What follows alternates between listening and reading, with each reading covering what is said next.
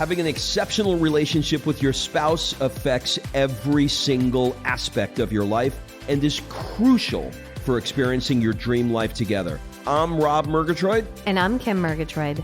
Listen in on our honest, filter-free conversations as we navigate life and business together without killing each other. You'll learn by osmosis how to transform the friction you feel in your relationship into a purposeful foundation that will allow you to grow together. Welcome to the Friday Podcast. Kimberly Spring has almost sprung Murgatroyd. Do you know how we say spring in Italy? I do. Primavera. Primavera. How great is that? Yeah, it's great. And then you think about the pasta and it's like a spring pasta with vegetables. I love that. It's really, really good. Although I do not like the word for summer. I think it's stupid. What? You think it's stupid? Yeah, it's a stupid word. It's not. Okay, so Estate. the word for summer is estate. Mm-hmm. First of all, it's spelled like a state. So it looks like real estate, which is like saying blueberry. Like it doesn't mean anything in relation to summer. But primavera, you know, when you think about primavera, you think of pasta and peas and summery dish. Yeah. That makes sense. Yeah. So I think we should rename. We'll just start a campaign to rename summer in Italian. But that's not why we're here today, is it? It is not why we're here today at all. Would you like me to tell you why we're here today? Yes, I would. You're really going to make me work for it today, aren't you? I'm going to make you work for it. So what I thought we could do today is talk about a question that we got on a survey that we sent out on our email list. So we have an email list every week. We send out kind of like a wrap-up email for the week. We send out any new blogs that we've written, links to the podcast. It's kind of like an all-in-one feature. Maybe we send out a special or an early bird on a new product or service. And we've been really consistent, I have to say, with sending out this email list. So we'll drop the link in the comments. If you're not on our email list, you want to get on it. It's called the Murgatroyd Mashup. That's what we do every week. It's called the Murgatroyd Mashup. How about that for creativity? But we sent out a survey and just asking some general questions about content people would like to see, what speaks to them. And I put in there, is there a question, a burning question you would like to ask us? And we got a response that I thought we could talk about today. So the response was, how did you push past fears to go from your current life to now? You are changing your whole life, and you talk about the inspiration, but never the fears, which would really speak to me. So today we're talking about the fears. How about that? Fear is a funny thing. Sometimes, you know, you're paralyzed, crippled in fear. And other times the inspiration is so loud that I don't want to say it overrides the fear, but it allows you to see the fear in a different light. So let me, before we get too deep in this, let me say this. Were there fears between us moving from Atlanta to Los Angeles and from Los Angeles to Florence? Yeah. And we're going to go into those so that you have proper context. But I do want to say on the outset that we would not have done either of these moves if inspiration wasn't at the forefront. So while there was fear, there was a tremendous amount of inspiration. And rarely do I do something or we do something where it's all fear. Because when it's all fear and no inspiration, then it's a really good sign that your body is going, this is not for you. So yes, they were there, but there was a mix. So that's a really good point. We have literally uprooted our entire life twice. Once we had been living in Atlanta for 20, 30 years, and we sold everything and moved to Los Angeles.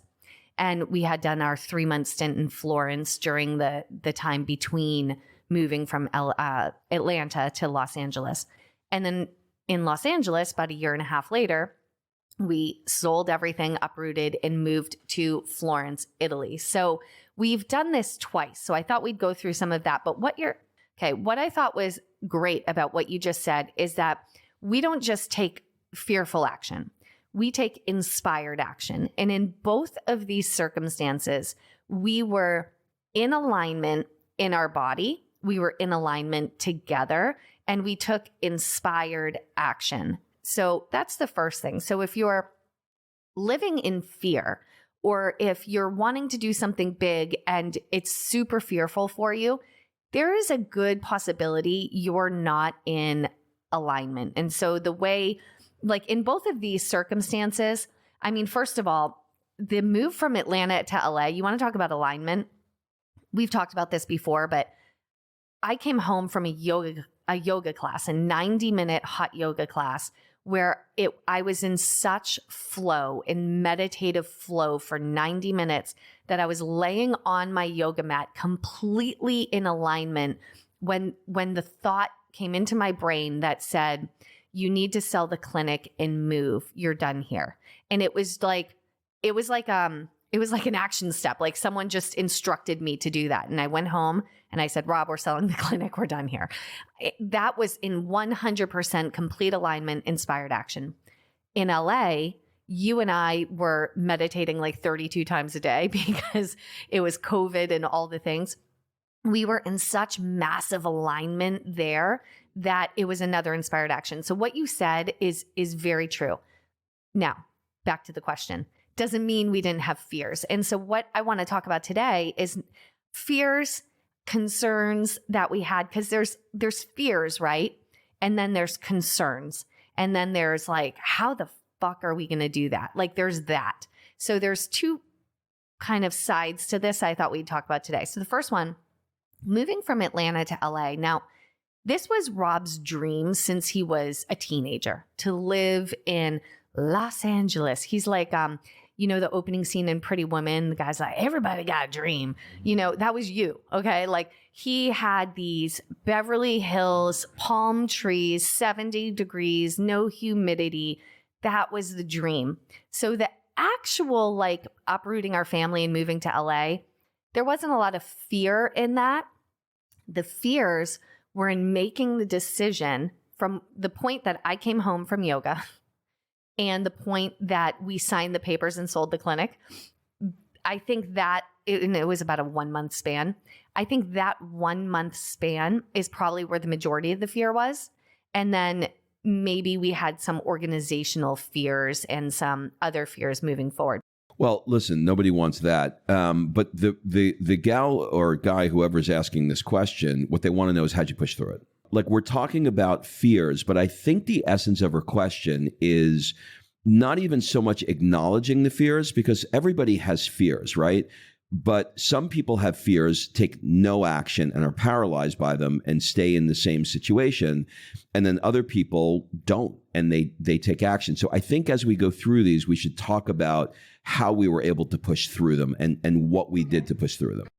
The way we solved the financial problems from Atlanta to LA is we used our problem-solving matrix. And we've used this for many, many years. It is phenomenal because it removes the emotion and just leaves the facts. And it's a series of questions that you run through the problem, the possible solutions, and what would happen if you do it, what would happen if you don't do it. And as you work through this little matrix, at the end of the day, at the end of the problem solving, you have your answer. It's really obvious and clear, and there's no emotion attached to it. It's purely factual. So we worked through that matrix, and what we realized was that financially, the clinic was even though it was the devil we knew, the clinic was also a really big expense. So yes, money flew in, or flowed in, I shouldn't say flew in, flowed in, money flowed in. But on the other side of that, there was a lot of expenses that were related. 1, 2, there was a lot of bandwidth that was used by it. 3, we were at the mercy of healthcare law and healthcare changes and insurance changes and all of the BS that is in that industry. We were at the mercy of it. And so although it was the devil we knew, it wasn't the most consistent, stable thing at the end of the day. And when we really looked at the numbers, what we were making in our new businesses and what we were making there were pretty even. And we then looked at California expenses versus Atlanta expenses.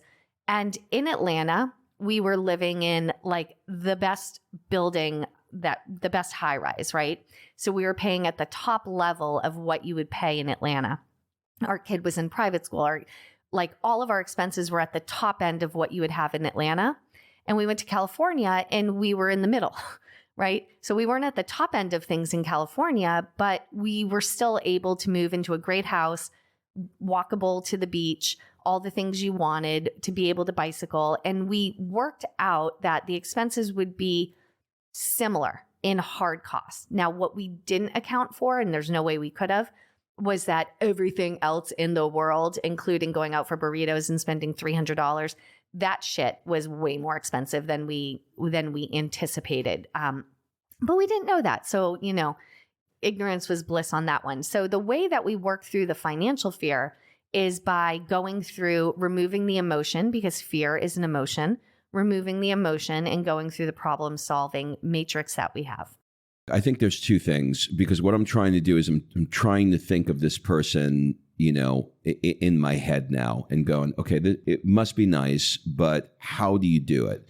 So I want to highlight a little bit more on the problem solving questions, because sometimes what happens, the reason why I like problem solving, there are things that are like super obvious, right? You're dating somebody and, they're like a complete asshole. So you're like, okay, this is over. I don't want to be in this relationship anymore. Or you're in a job and it's the worst job ever and you're like, I'm done. And those things become very, very clear. But often in life, when you're trying to make a decision that has a million pros and a million cons, it's very, very difficult to move, and sometimes you feel frozen. So this problem-solving matrix allows you to say, okay, Atlanta, what are all the upsides? What are all the downsides? How do I mitigate the downsides? So, first it defines like what is the problem, and then you go through what are the upsides, what are the downsides. And when you lay out all of those things, sometimes fear is really just a question that's unanswered in your minds, right? I'm just afraid of what's going to happen. But, I'll get into some of mine in Atlanta. One was, would I actually be able to sell this clinic? And we talked earlier about the difficulty as a chiropractor in selling the practice. So, would I be able to sell it?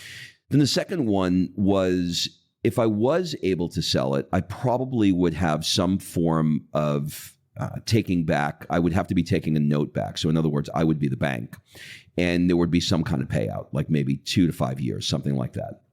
Well, the risk that you run there is, would this person pay it? So when you think about that, you look and you go, okay, so I can give this guy the office. The office, in the way I described earlier, could implode. The patients don't come back. And then, I get a text from him or her, whoever buys it, and says, hey, I'm unfortunately, I had to close the practice because no patients came back. And I mean, you could sue me if you want for the money, but, I don't have it because the practice didn't work. That's a real risk. And it does happen. I wouldn't say regularly, but I would say often. Okay. So when you run it through the problem-solving matrix, you start to look and go, okay, well, what's the upside? The upside is that if I get somebody to pay me, let's say 3 years, I will have an income for the next 3 years. It won't be a great income, but it will be enough of an income that will allow us to move to California. What's the downside? The downside is you might not pay it. Then part of this problem-solving matrix is you ask yourself, okay, well, on the scale of 1 to 10, what's the likelihood that this is going to happen where he's not going to pay it? And so I was like, okay, well, let me think about this. So when we decided who was going to purchase the clinic, that was a real concern for us. So we, as part of this process, again, you want to mitigate the downside. So how do you mitigate the downside of somebody paying? Well, you find somebody who's perhaps done this before, is in a good financial situation, has good integrity, and chances are that it's unlikely that this person would do it. But you get the idea.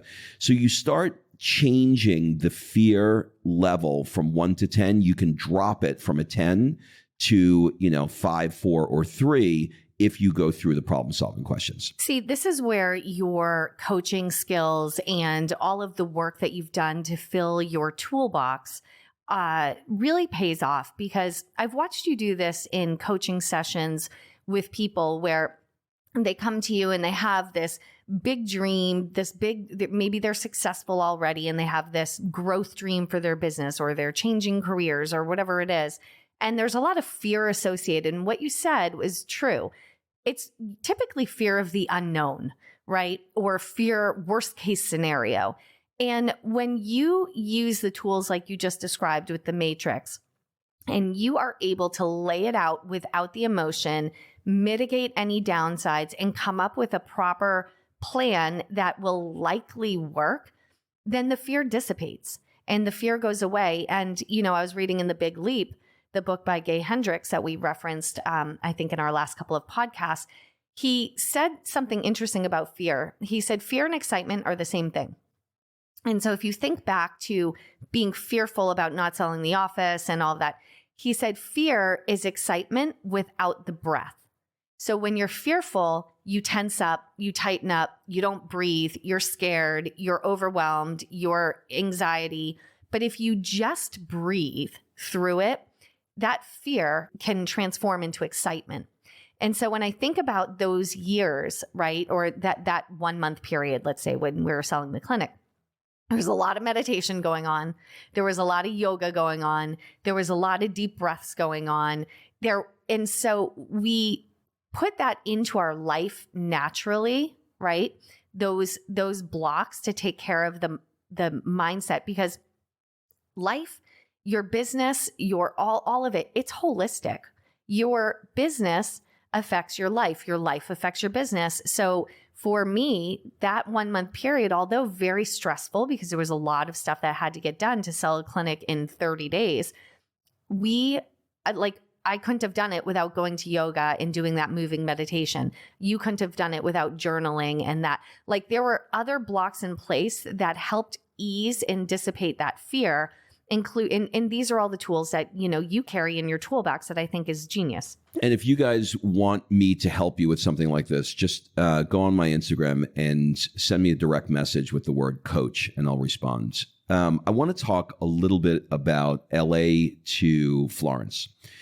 So again, the more I'm going through this podcast, the more I'm starting to realize that the main tool, and there's, look, this is not the be all and end all tool of everything in life, but this problem solving matrix was a very significant tool for us going through these decisions. And as I even think about LA to Florence, there were fears there too, because we were moving from a place that I really, really wanted to be in. I hate bugs. I hate humidity. That was a big fucking driver for me.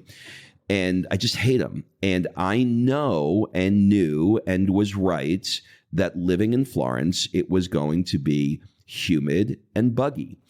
And it is. Not year round. All right, let's talk about your fears from LA to Florence, because so Atlanta to LA was like your dream, right?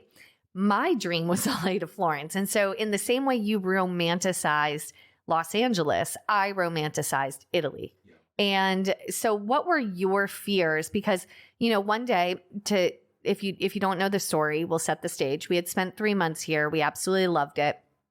And then we went to LA and we moved to LA. And from our rooftop here, we were organizing our pod to move from Atlanta to LA. And we were timing everything to work out. So we landed, we moved into our new house, and, Rob began this LA dream. We land in LA and the pod unloads. Rob looks at me and goes, "Let's go buy bicycles." We didn't even unpack a toaster. And he was like, "Let's go buy the bicycles." He was in it for this dream.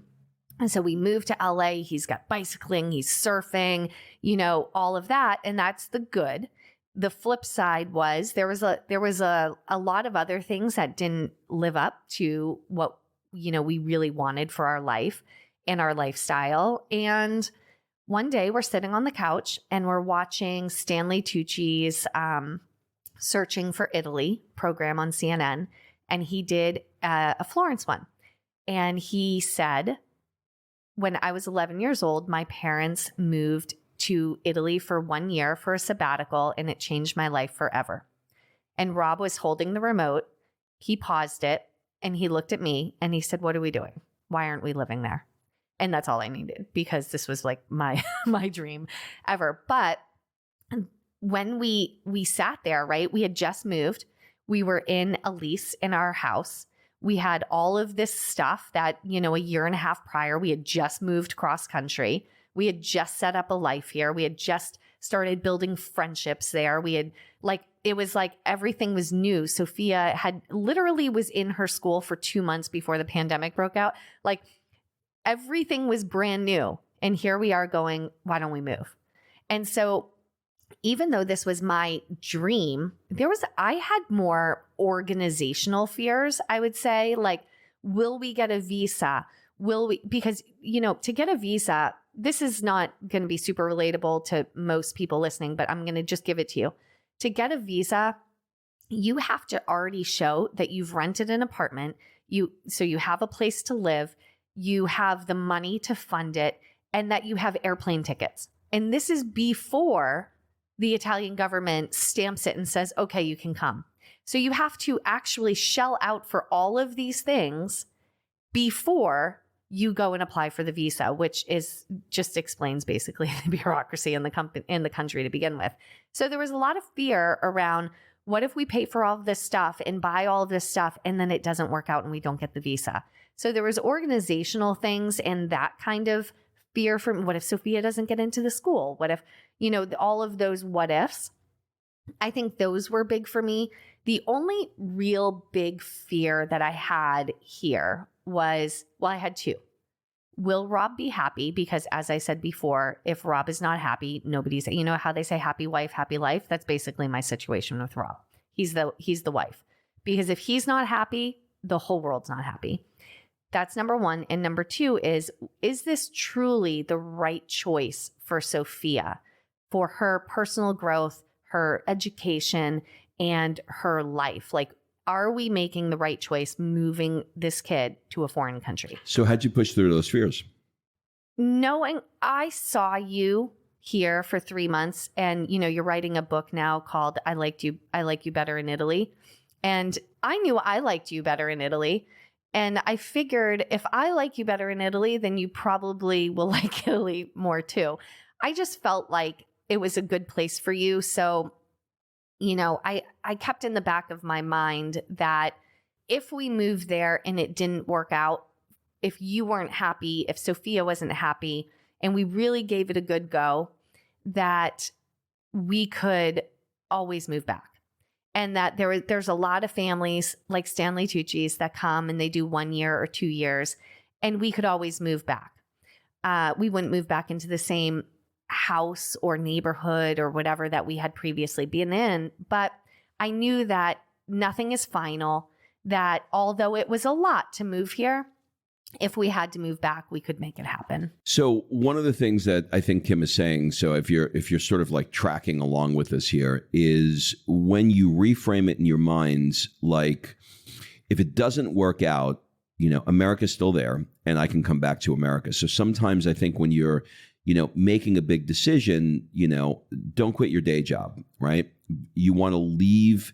You want to leave some wiggle room. There's a lot of talk about burning the boats. And I think in certain circumstances, burning the boats is a good idea where you just feel like you have to.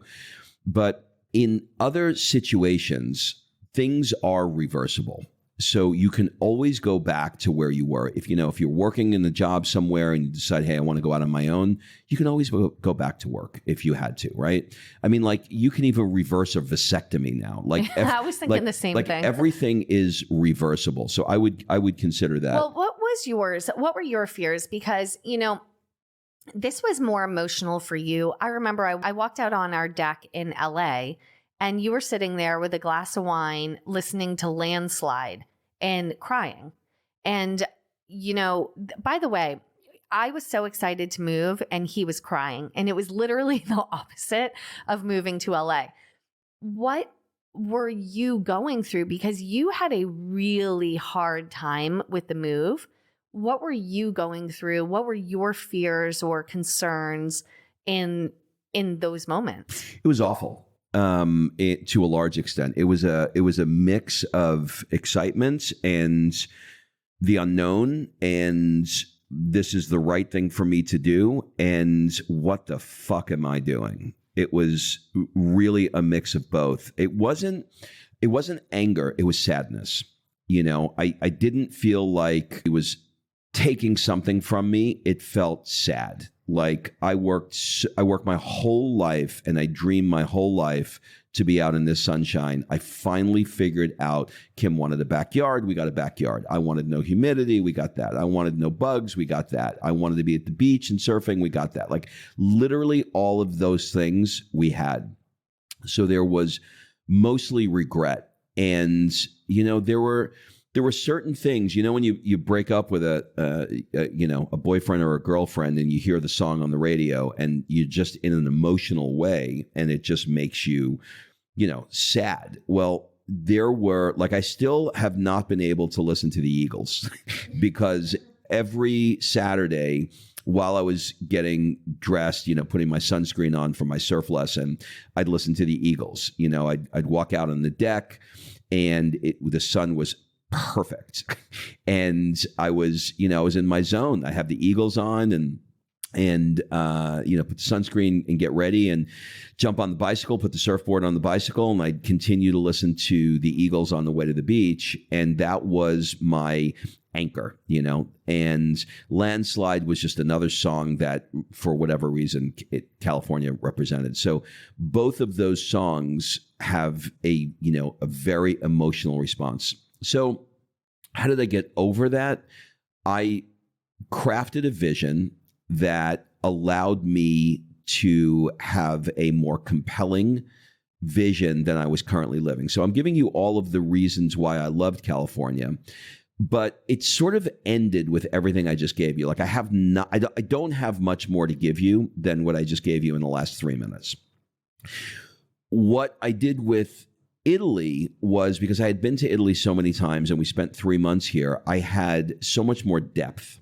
And so, we've talked about this on the podcast before. I won't go into a lot of detail, but when I crafted a one-page vision, of Kim and I and the family walking on cobblestone streets and listening to church bells and everything that came with that vision started to become more compelling. And when I got lost in reading books on Italy and watching Stanley Tucci, that sort of change for that stage of my life, when I compared that to, the one Mexican restaurant that we were going to every week and spending $200 for crappy Mexican and margaritas that gave me a nasty hangover the next day, didn't compare to the vision that I was creating. So it was a louder, more compelling future than it's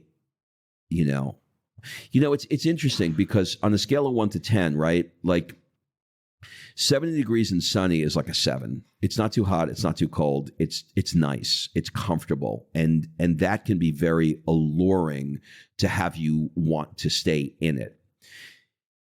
But the vision I crafted for Italy, I believed was a 10.